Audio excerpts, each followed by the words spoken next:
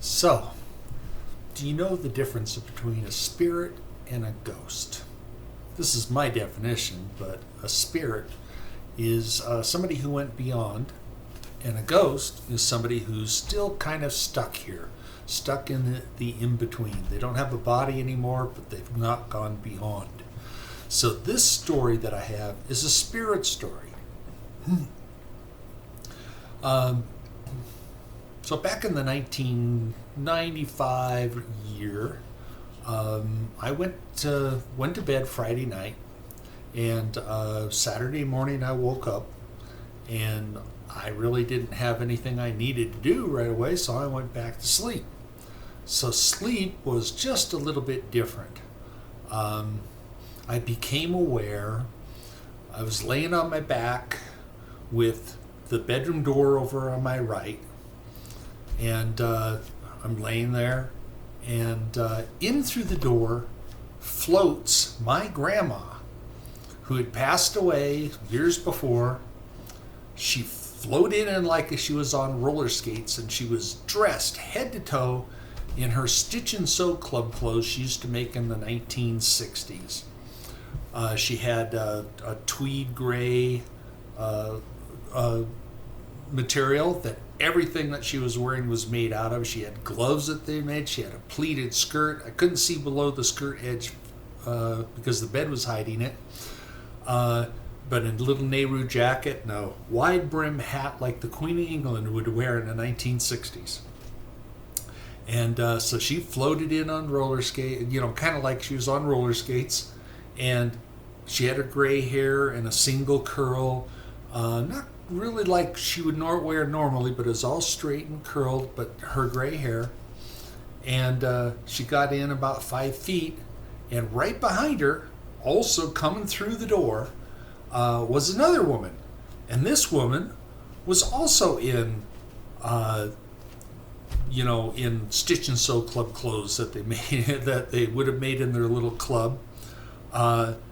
They floated down to the corner of the bed. Grandma goes, doot, and the other person goes, doot. And then I heard myself say, it's not like I feel like I'm thinking, I just heard it.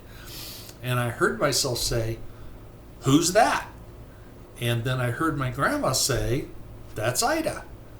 And then they continued to float. They went past the end of the bed and out through the wall, out through the wall. And I don't know how much time later, a few minutes, who knows, moments. It's timeless in that kind of a state. It's a lucid dream. And in through the wall comes my grandma. In through the wall comes Ida. Ida's in her Stitch and Sew Club clothes were blue, and her hair was jet black, but in the same style as my grandma. And they come floating back to the edge of the bed, whoop, turn, out through the door. And in that moment, just like that, I woke up. And this is a lucid dream, so it's not exactly like waking up from sleep. I wasn't groggy at all. I'm just laying there in the bed going, "Who's Ida?" No idea who Ida is. So within a couple of weeks before that, I had made a request to my guides and angels. You can consider it a prayer to God. I said, I'd like to have proof after death, and I guess I got my answer. Grandma come to see me. I guess that means she's okay. And she had her friend with her, so came with a friend. Very interesting. That's great. 20 years later, it's 2015. And very oddly, it was within a month of Hurricane Ida, which is very, very strange coincidence. But I'm thinking that week, my grandpa was a Mormon. Mormons of his era tended to have, and maybe still do, had lots of kids. So his parents probably didn't have any birth, having trouble having kids, I figured. But I knew nothing about Grandpa's brothers and sisters. So I decided to look him up online. He was one of the past vice presidents of Utah Power and Light, and they all lived in Ogden, Utah at a particular time.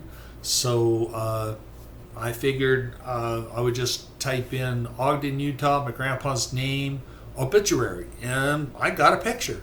I had a picture of the thing that says, Mr. So-and-so is here at a funeral for somebody with his 8 brothers and sisters. And he was with his one brother, another brother, a sister, and Sister Ida. So I guess I got a really good verification of life after death. My grandma showed back up, brought a friend with her, and that friend turned out to be my grandpa's sister Ida, a member of their Stitch and Sew Club clothes in the 1960s. Yeah, isn't that fun?